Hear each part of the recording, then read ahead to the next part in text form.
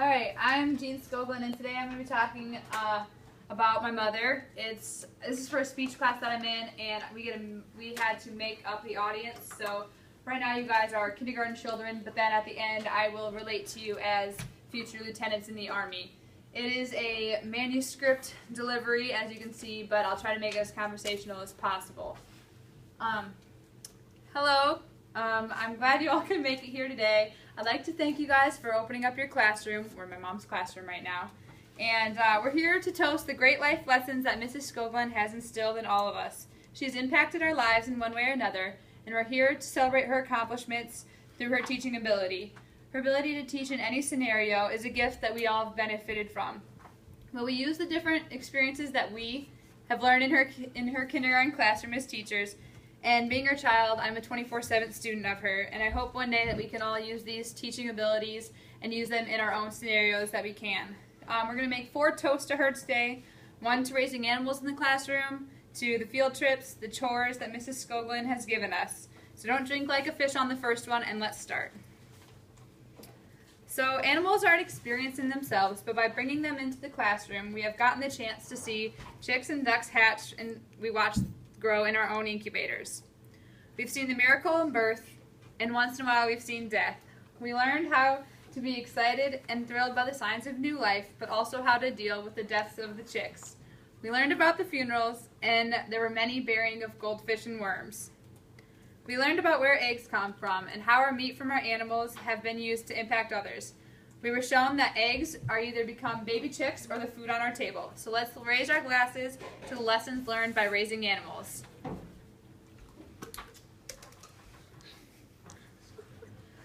Rambunctiously running around is sometimes crazy, but field trips with Mrs. Scoglin have never been a dud.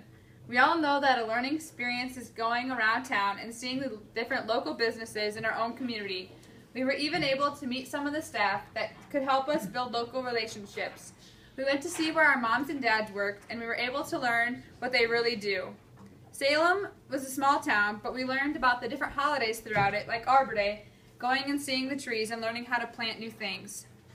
We were able to use the utensils given to us by the lumberyard as learning tools in the classrooms. We tried hard, but we were never able to make a sturdy treehouse like we all had big dreams for. So let's raise our glasses to the learning experiences taken from field trips. Last but not least, we all know and remember the lovely chores we did daily. We all fought over who got to hold the baby animals first, but our voices were heard when we learned about the democracy. While voting on names of the baby rabbits and guinea pigs, we learned about the different responsibilities of animals and how they die if you forget to feed them. We know that if you didn't change the bedding, it started to smell pretty funny when you showed up to school on Monday. And we learned that time management because we were never late for library, even if the animals had to be taken out, even if we had to feed the animals out of our library time.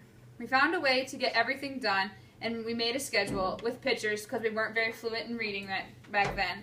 But we were shown how to sweep and vacuum, which now in college is a very good skill to learn. So let's raise our glasses to learning at a young age the responsibilities of chores. Mrs. Scoglin, you have changed all our lives for the better through our diverse experiences we gained while in kindergarten.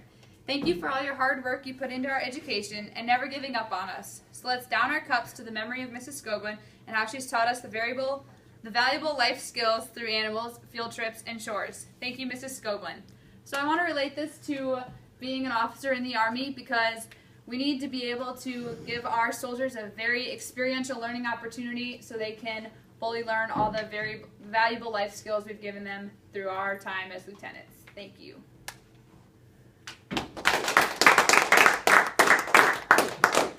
wonder who had the dominant